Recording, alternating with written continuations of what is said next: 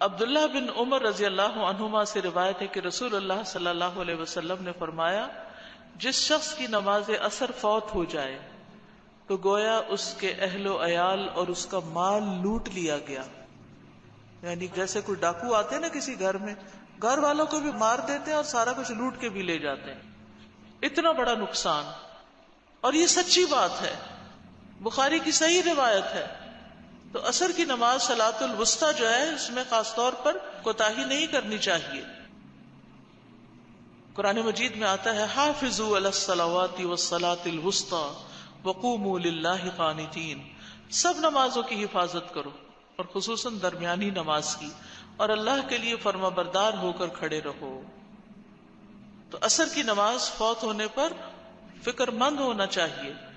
رسول اللہ صلی اللہ علیہ وسلم نے فرمایا، اللہ ان کے گھروں اور ان کی قبروں کو آگ سے بھر دے. انہوں نے ہمیں صلاۃ وسطیٰ سے روک دیا یہاں تک کہ سورج غروب ہو گیا. آپ نے مشرکین کے حق میں بد دعا کی تھی جب غزوہ احزاب کے موقع پر انہوں نے آپ کو مشغول کر دیا اور نماز نہ پڑھنے دی. یہ نماز آباء و اجداد اور بیٹوں سے زیادہ محبوب ہے. دوہرے اجر والی نماز ہے. یہ نماز پہلی امتوں پہ بھی پیش کی گئی تھی، انہوں نے ضائع کر دیا. تو اس لیے جو اس کی حفاظت کرے گا، نبی صلی اللہ علیہ وسلم نے فرمایا، اس کو دوہرا اجر ملے گا. عصر کی نماز کے وقت اللہ تعالیٰ فرشتوں سے بندوں کی نماز کی خبر لیتا ہے. صبح اور شام کے فرشتے فجر اور عصر میں تبدیل ہوتے ہیں، اور جو عصر کے وقت جاتے ہیں ان سے پوچھتے ہیں کہ تم نے میرے بندوں کو کس حال میں چھوڑا؟ تو وہ بتاتے ہیں کہ ہم ان کے پاس گئے تو وہ نماز پڑھ رہے تھے، اور جب ہم ان کو چھوڑ کے آئے تو وہ نماز پڑھ رہے تھے. نبی صلی اللہ علیہ وسلم نے فرمایا، وہ آدمی ہرگز آگ میں نہیں جائے گا جس نے سورج نکلنے سے پہلے اور غروب ہونے سے پہلے نماز پڑھی، یعنی فجر اور عصر کی. یہ دونوں وقت بڑے اہم وقت ہیں، ان کے اذکار بھی ہیں، صبح شام کے اذکار. فجر کی نماز کے بعد سے لے کر سورج نکلنے تک، اور عصر کی نماز سے لے کر سورج غروب ہونے تک صبح شام کے اذکار پڑھے جاتے ہیں. آپ صلی اللہ علیہ وسلم نے فرمایا، جو شخص 2 ٹھنڈی نمازیں یعنی فجر اور عصر پڑھے گا وہ جنت میں داخل ہوگا. یہ نمازیں پڑھنے والے اللہ تعالیٰ کا دیدار کر پائیں گے. عصر کی نماز چھوڑنا اعمال کی بربادی کا باعث ہے. نبی صلی اللہ علیہ وسلم نے فرمایا، جس شخص نے عصر کی نماز چھوڑ دی اس کے اعمال باطل ہو گئے. اصل میں ہوتا یہ ہے کہ دن کا آخری حصہ آ جاتا ہے نا، آپ جاب سے واپس جا رہے ہیں، ٹریفک میں پھنس رہے ہیں، آپ اپنے بزنس بند کر رہے ہیں، یا پھر یہ کہ اس وقت بزنس بڑی عروج پر ہوتا ہے، بہت زیادہ لوگ آرام کھانا کھا کے اپنے کام کاج کر کے تو خرید و فروخت کے لیے نکل آتے ہیں، تو دکانیں زیادہ بزی ہو جاتی، یا کوئی بھی وجہ ہو سکتی ہے، یا لوگ تھک کے آتے ہیں گھروں میں قیلولہ کرتے کرتے مغرب کر دیتے ہیں.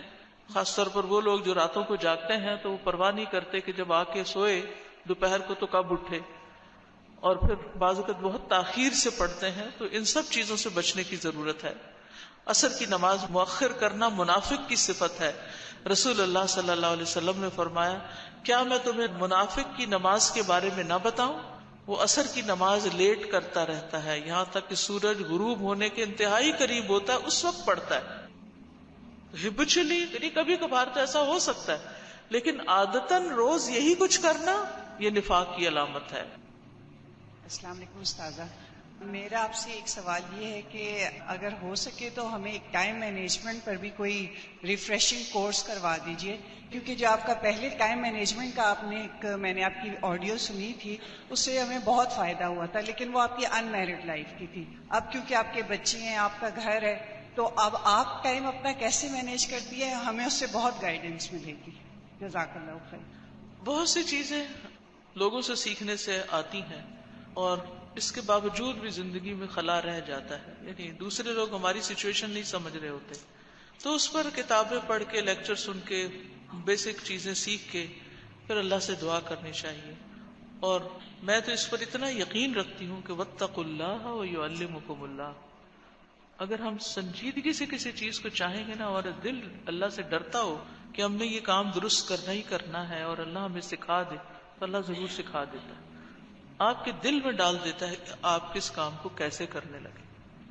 کچھ چیزیں ایسی ہوتی ہیں جو نہ ہمارے والدین ہمیں سکھا سکتے ہیں، نہ ہی دنیا کا کوئی اور بندہ ہمیں سکھا سکتا ہے، وہ بس اللہ ہی کی توفیق سے ہوتے ہیں. تو اس پہلو کو بھی ضرور مد نظر رکھیے ٹھیک ہے، علم حاصل کیجئے، سیکھیے، لوگوں کے ساتھ بیٹھ کر ان سے بھی سیکھیے، کتابوں سے بھی سیکھیے، لیکچر سے بھی سیکھیے، لیکن اس اصول کو بھی نہ بھولیے زندگی میں، اللہ سکھاتا ہے. ٹھیک ہے. جی استاذہ السلام علیکم. استاذہ وہ جو بھی ٹائم مینجمنٹ کی بات ہو رہی تھی تو وہ جب نماز کی بہت زیادہ فضیلت وغیرہ کے بارے میں پڑھا ہم لوگوں نے، اور نماز کے ساتھ اپنی ڈیلی روٹین کو سیٹ کرنا شروع کیا کہ کہیں جانا بھی ہے تو نماز کے ٹائم کو مائنڈ میں رکھتے تھے. تو پھر وہ بات کیوں ہوتی تھی اگر کسی نے بلایا بھی ہے تو وہ منہ سے ٹائم کی بجائے یہی نکلتا ہے کہ ظہر کی نماز کے بعد آئیں گے یا عصر کے بعد. تو وہ مجھے 2-3 دفعہ یہ ایکسپیرینس ہوا، بعض دفعہ اگلے کے ذہن میں یہ بات نہیں ہوتی، تو جب ہم لوگ یہ منہ سے بات نکلتی ہے تو ان کو بھی خیال آ جاتا ہے کہ ہاں ٹھیک ہے چلیں پھر تب تک ہم بھی پڑھ لیں گے. بالکل، اس دوسرا کلچر کو رواج دینا چاہیے. جب کوئی ہمیں آکورڈ ٹائم پہ بلائے تو پوچھے ان سے نماز کا کیا ہوگا. بالکل. اور دوسرا آپا میں یہ کہنا چاہ رہی تھی کہ ہم لوگ یہ جو بچہ پیدا ہوتا ہے اور اس کے کان میں جو اذان دی جاتی ہے ہم اس کو ایک ریچول کی طرح لیتے ہیں، جبکہ پیدا ہوتے ہی اللہ تعالیٰ اس کو بتا دیتے ہیں کہ دیکھو حی علی الفلاح حی علی الصلاح، کہ کامیابی ہے ہی نماز میں. اور پوری زندگی ہم دیکھتے ہیں ہمارے بڑے بھی، ایون ہم بھی اپنے بچوں کو کامیابی کی دعائیں دیتے ہیں، اللہ تمہیں کامیاب کرے، لیکن دھیان کبھی ادھر نہیں جاتا کہ نمازیں جب تک ان کی اسٹرانگ نہیں ہوں گی نہ ادھر کی کامیابی نہ آگے کی کامیابی. بات آپ نے جو کہی ہے وہ اس میں یہ روایت ذرا ضعیف ہے. ضروری نہیں ہوتا بچے کے کان میں اذان دینا، وہ تو اذان ہوگی ویسے ہی سن لے گا. استاذہ یہ عورت کی نماز جیسے ہے کہ گھر میں افضل ہے، تو ہم جیسے جمعہ وغیرہ پڑھنے جاتے ہیں تو کیا جمعہ کے دن بھی ہمیں گھر میں نماز پڑھنی چاہیے یا وہاں نہیں، پہ؟ جمعہ تو گھر میں ہوتا ہی نہیں، جمعہ مسجد میں ہوتا ہے. یہ انہوں نے اچھا سوال کیا کہ مردوں کی نماز تو جماعت سے ہے، تو ہم اپنے کچن سے، اپنے کام کی جگہ سے جب وضو کر کے اپنے مصلی پہ جاتے ہیں تو وہی ہماری مسجد ہے. تو ہمیں خواتین کو گھر میں اگلے حصے میں کوئی جگہ مخصوص کر لینی چاہیے جہاں ہم سمجھے کہ ہم بھی مسجد جا رہے ہیں. السلام علیکم اساتذہ. اول ٹائم میں جو نماز پڑھی جاتی ہے وہ ہم تو سمجھتے ہیں کہ الحمدللہ 12 بجے کے بعد ظہر کا ٹائم شروع ہو جاتا ہے، عصر کا ٹائم بھی. لوگوں کو جب یہ بتاتے ہیں تو وہ آگے سے کہتے ہیں اذان تو اتنے بجے نہیں ہوتی، تو ان کا کیا جواب دیا جائے؟ انہیں کہیں اتنے بجے ہو رہی ہے کوئی بات نہیں. یہ بات سمجھتے ہیں لوگ، اتنی آسانی سے نہیں سمجھتے کہ ٹائم داخل ہو جائے تو نماز پڑھی جا سکتی ہے، بلکہ پڑھ لینی چاہیے. مسجدوں نے تو اپنے اپنے کنوینئنس کے حساب سے بھی بازو کا ٹائم سیٹ کیے ہوئے ہوتے ہیں. السلام علیکم. وعلیکم السلام. آپا یہ آپ نے بتایا کہ سستی جو ہے وہ منافقت کی علامت ہے. صرف نماز میں سستی یا ہر معاملے میں سستی؟ بولتی جائیں.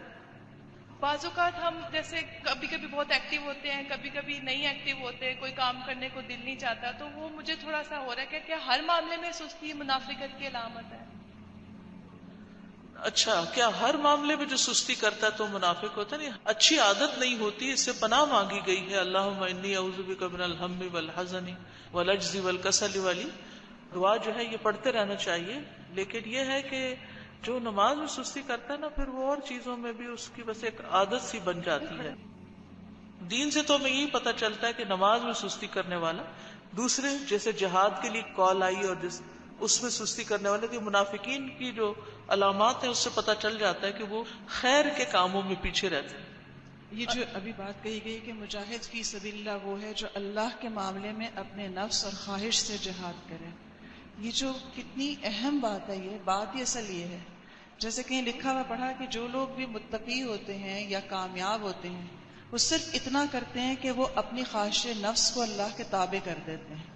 اور ابھی جو انہوں نے ٹائم مینجمنٹ کی بات کی تو اس میں اگر ہم دیکھیں کہ ہم ویسے کسل مندی کا شکار بھی ہیں، ہم نہ تہجد پڑھ پاتے ہیں، نہ ہم صدقہ خیرات زیادہ کر پاتے ہیں، نہ ایکسٹرا نفل پڑھ پاتے ہیں، لیکن ہم ہی وہ لوگ ہیں کہ رمضان میں صرف اپنی لغویات چھوڑتے ہیں، صرف اپنی غیر ضروری کاموں کو چھوڑنے کی وجہ سے ہم جیسے لوگ رات کو 20 نوافل ایکسٹرا پڑھ لیتے ہیں، ہم ہی قرآن کی تلاوت بھی کر لیتے ہیں، ہم ہی لغو سے بچ جاتے ہیں، سستی کاہلی سے بچ جاتے ہیں.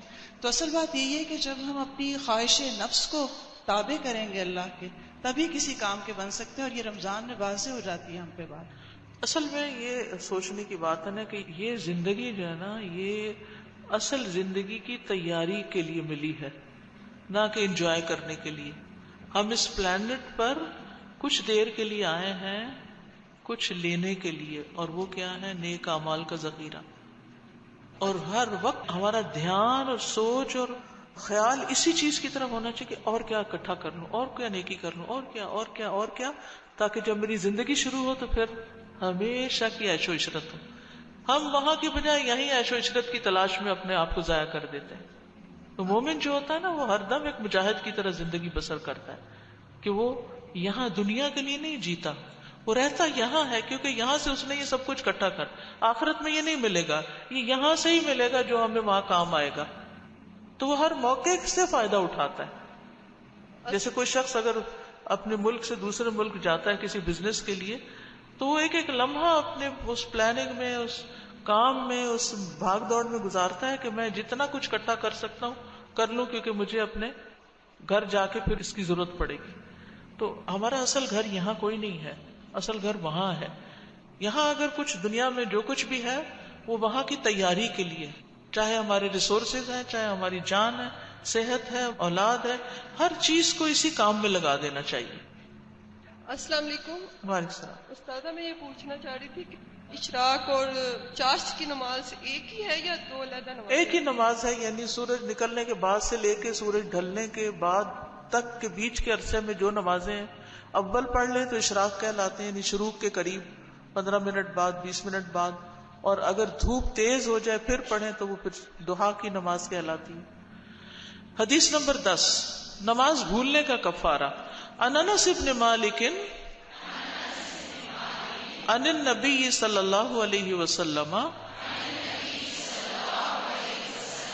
قال من نسی صلاۃ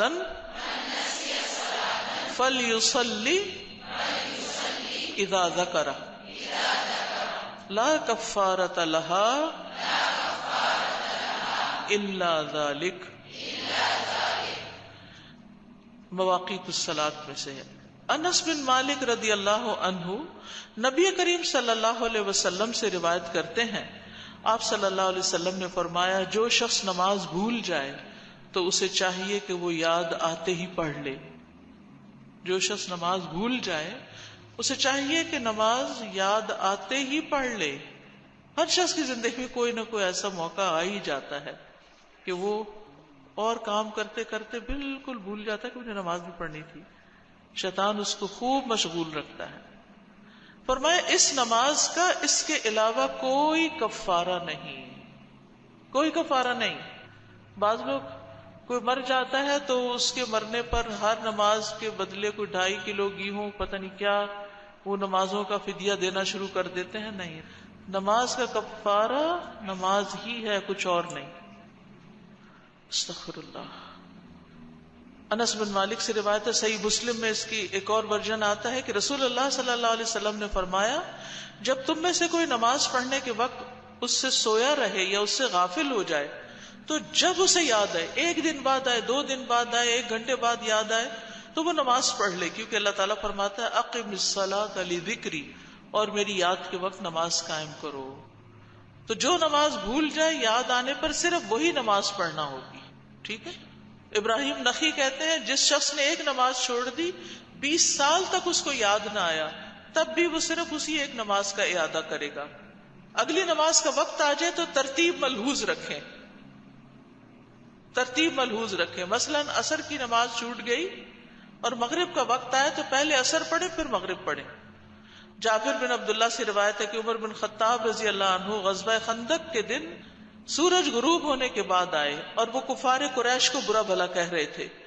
کہنے لگے اے اللہ کے رسول، سورج غروب ہونے کے قریب ہے اور میں نے عصر نہیں پڑھی. اس پر نبی صلی اللہ علیہ وسلم نے فرمایا اللہ کی قسم میں نے بھی یہ نماز نہیں پڑھی. پھر ہم وادی بطحان میں گئے اور آپ نے وہاں نماز کے لیے وضو کیا اور ہم نے بھی وضو کیا تو آپ صلی اللہ علیہ وسلم نے سورج غروب ہونے کے بعد عصر پڑھی، پھر اس کے بعد مغرب کی نماز پڑھی. تو ترتیب ملحوظ رکھیں. حدیث نمبر 11، نماز میں شیطان کا اچکنا، یعنی نماز بیچ میں سے چھین کے لے جانا. ان عائشہ قالت سألت رسول اللہ صلی اللہ علیہ وسلم عن الالتفات فی الصلاة فقال هو اختلاس يختلس الشیطان من صلاۃ العبد. کتاب الآذان. عائشہ رضی اللہ عنہا روایت کرتی ہیں میں نے رسول اللہ صلی اللہ علیہ وسلم سے نماز کے دوران ادھر ادھر دیکھنے کے متعلق دریافت کیا. یعنی بعض لوگ جیسے نماز میں کھڑے ہوتے ہیں تو سجدے کی جگہ پر دیکھنے کی بجائے کبھی دائیں دیکھنے، کبھی بائیں، کبھی سامنے، کبھی آسمان کو. تو آپ صلی اللہ علیہ وسلم نے فرمایا یہ تو اچک لینا ہے، یعنی خشوع ختم کرنا ہے جو شیطان بندے کی نماز میں سے اچک لیتا ہے. یعنی اس وقت شیطان اتنا ایکٹیو ہوتا ہے کہ بندے کی نماز میں سے کچھ حصہ نکال لیتا ہے. تو نماز میں ادھر ادھر دیکھنا، جھانکنا مکروہ ہے، کیونکہ بعض اوقات انسان دائیں بائیں گردن بھی پھیر لیتا ہے تو نماز سے توجہ ہٹ جاتی ہے. خشوع و خضوع جس کا حکم دیا گیا ہے وہ اس سے ختم ہو جاتا ہے. تو نماز توجہ کے ساتھ پڑھنی ضروری ہے. رسول اللہ صلی اللہ علیہ وسلم نے فرمایا جو بھی میرے وضو کی طرح وضو کرے اس کے بعد 2 رکعت ادا کرے اور ان کی ادائیگی کے دوران میں کوئی خیال دل میں نہ لائے تو اس کے سابقہ تمام گناہ معاف کر دیے جاتے ہیں. کتنا مشکل ہے یہ کام کہ پھر نماز کے دوران اور باتیں نہ سوچے. اور یہ انسان کے شیطان پر غالب آ جانے کی وجہ سے ہوتا ہے. تو جو شخص اپنے شیطان اور اپنے نفس کے ساتھ جہاد کرتا ہے تو اس کے لیے جنت واجب ہو جاتی ہے. یہ حدیث کے الفاظ بخش دیے جاتے ہیں تک ہے. تو اس حدیث میں بیسیکلی توجہ سے نماز پڑھنے کی اہمیت کو بیان کیا گیا ہے کہ نماز میں ادھر ادھر نہ دیکھا جائے. کیونکہ جب انسان نماز میں ادھر ادھر دیکھتا ہے، یعنی نمازی جو ہوتا ہے نا، وہ جب تک نماز کی طرف متوجہ رہتا ہے تو اللہ سبحانہ وتعالیٰ بھی اس کی طرف متوجہ رہتا ہے جب تک وہ دائیں بائیں نہیں دیکھتا. لیکن جب وہ اپنا چہرہ پھیر لیتا ہے تو اللہ تعالیٰ بھی اس سے اپنا چہرہ پھیر لیتا ہے. کتنی بڑی محرومی ہے کہ اگر انسان اپنا چہرہ پھیر لیتا ہے، ادھر ادھر دیکھنے میں مشغول ہو جاتا ہے تو اللہ تعالیٰ کی بھی توجہ اس سے ہٹ جاتی ہے. اسی طرح ابو ہریرہ کہتے ہیں کہ مجھے میرے خلیل نے 3 باتوں کی وصیت کی اور 3 سے منع کیا. جن 3 باتوں سے منع فرمایا وہ ہیں نماز میں مرغ کی طرح ٹھونگے نہ ماروں، کتے کے بیٹھنے کی طرح نہ بیٹھوں اور لومڑی کی طرح ادھر ادھر نہ دیکھوں. اب جانوروں سے تشبیہ دی گئی، مرغ کی طرح ٹھونگے نہیں مارنے، کتے کی طرح بیٹھنا نہیں اور لومڑی کی طرح ادھر ادھر نہیں دیکھنا. رسول اللہ صلی اللہ علیہ وسلم نے ایک دن نماز پڑھائی. ابو ہریرہ کہتے ہیں پھر آپ مڑے اور فرمایا اے فلاں تم نے اپنی نماز اچھی طرح کیوں ادا نہیں کی؟ کیا نمازی کو دکھائی نہیں دیتا کہ جب وہ نماز پڑھتا ہے کہ اس نے کس طرح نماز ادا کی ہے، حالانکہ وہ اپنے ہی لیے نماز ادا کرتا ہے. یعنی جو کام ہم اپنے فائدے کے لیے کرتے ہیں اس کو ڈھنگ سے تو کریں. تو نماز کا اجر اس کی خوبصورتی کے اعتبار سے ہے. نبی صلی اللہ علیہ وسلم نے فرمایا بے شک آدمی نماز پڑھ کر اس حال میں لوٹتا ہے کہ کبھی اس کے لیے نماز کا 10واں حصہ ہوتا ہے بس. یعنی نماز کا اجر اس کو صرف 1/10 ملتا ہے.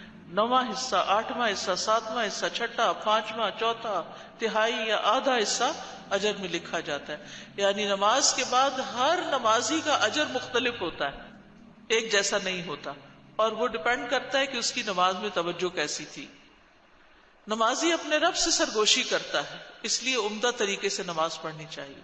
نماز جو ہے وہ مناجات ہے، اور جو خشوع کرتا ہے اور توجہ سے پڑھتا ہے اس کے لیے اللہ کا وعدہ ہے قد افلح المؤمنون الذین هم فی صلاتهم خاشعون. لیکن شیطان حائل ہو کر خشوع ختم کرتا ہے، اور اس شیطان کا نام کیا ہے؟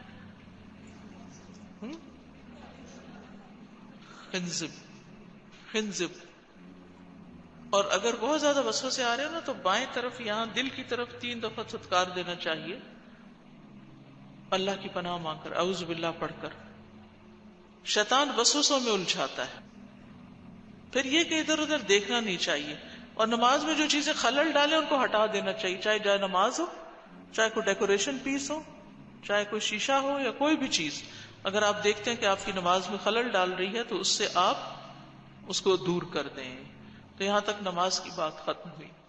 استاذہ میں نے کوشچن کرنا تھا، اتنی خطرناک یہ بات ہے کہ یعنی شیطان اچک لیتا ہے، تو ماشاءاللہ چھوٹے چھوٹے بچے میرے کافی چھوٹا ڈفرینس ہے ان میں. تو وہ نماز پڑھتے ہیں کہ دوران اتنی زیادہ یعنی ارد گرد ہوتے ہیں اور شرارت کرتے ہیں اور یعنی امتحان چلا جاتا ہے. تو اب ان کو کیسے ڈیل کیا جائے بچوں کو, چھوٹے بچے جب ہوتے ہیں ہمارے, تو نماز کے بعد ان کو سمجھایا جائے اور اپنی نماز کنٹینیو رکھی جائے, اور وقتاً فوقتاً سمجھاتے رہنے سے ٹھیک ہو جاتا ہے معاملہ, کہ ادب تو سکھانا ہی ہوتا ہے. السلام علیکم. میں نے یہ پوچھنا ہے کہ اکثر قضائے نماز کافی ہماری چھوٹی ہوئی ہیں, تو وہ کس طرح پڑھی جائے کہ ہر یعنی جو وقت کی نماز ہے اس کے ساتھ نہ پڑھی جائے؟ آپ نے کیا بات کر دی, اکثر قضا ہوتی ہے, استغفر اللہ, یہ کیسے؟ سب سے پہلے تو یہ سوچنے کی ضرورت ہے کہ کیوں ہوتی ہے, ان اسباب کو ختم کیا جائے جس کی بنا پر نماز قضا ہوتی ہے, اور اگر ہو جائے تو اگلی نماز سے پہلے پڑھ لیں. جی استاذہ, یہاں پہ اس حدیث میں فزیکلی الرٹ ہو کے نماز پڑھنے کی بات ہے نا, تو جتنا ہم فزیکلی الرٹ ہوتے ہیں نا, پھر مینٹلی وہ جو ہمیں ایک شکایت رہتی ہے نا کہ خیال بہت آتے ہیں نماز میں, دھیان وانڈر کرتا ہے, پھر دھیان بھی نہیں ادھر ادھر جاتا. جتنے فزیکلی جیسے یہ آرمی وغیرہ کی پریڈ ہوتی ہے نا, جتنا سلیک کریں گے نا جسمانی طور پر, اتنے دماغ بھی ادھر ادھر وانڈر کرتا ہے. جی, آپ کی بات سے مجھے یاد ہے کہ پوزیشنز ٹھیک ہونی چاہیے نماز میں, کھڑے ہونے کی پوزیشن ٹھیک ہونی چاہیے, ہاتھ باندھنے کی پوزیشن ٹھیک ہونی چاہیے, رکوع ٹھیک سے ہونا چاہیے, کیونکہ بہت سے لوگ رکوع ٹھیک نہیں کرتے. رکوع میں آپ کی جو کمر ہے, مثلاً آپ یوں کھڑے ہیں یا آپ کھڑے ہیں, تو رکوع میں یہ پوری اس طرح مڑ جانی چاہیے, یوں نہیں ہونی چاہیے, یوں نہیں ہونی چاہیے, اسٹریٹ ہونی چاہیے. یعنی آپ یوں کھڑے ہیں اور یہ آپ کی کمر اور گردن, کیونکہ بعض لوگ کمر ٹھیک کر لیتے ہیں, گردن جھکا دیتے ہیں, وہ بھی ٹھیک نہیں. تو جتنی آپ کی پوزیشن ٹھیک ہوگی اتنی ہی آپ کی نماز کا خشوع و خضوع بہتر ہوگا. السلام علیکم. وعلیکم السلام. استاد صاحب, میں نے یہ سوال پوچھنا تھا کہ جب نماز کے اندر ہماری تھوڑی سی توجہ جو ہے پوری خشوع خضوع سے پڑھ رہے ہوتے ہیں, لیکن ایک دم سے کوئی وسوسہ ہمارے اندر آ جاتا ہے, لیکن اسی لمحے ہمیں احساس بھی ہو جاتا ہے کہ ہماری نماز میں خلل آ رہا ہے. ایسی صورت میں کیا ہماری نماز جائز رہ جاتی ہے؟ جی, نماز تو جائز ہے, پھر پلٹ آئیں, یہ ایک دفعہ نہیں کئی بار ہوگا, بس ہر دفعہ پلٹ جائیں.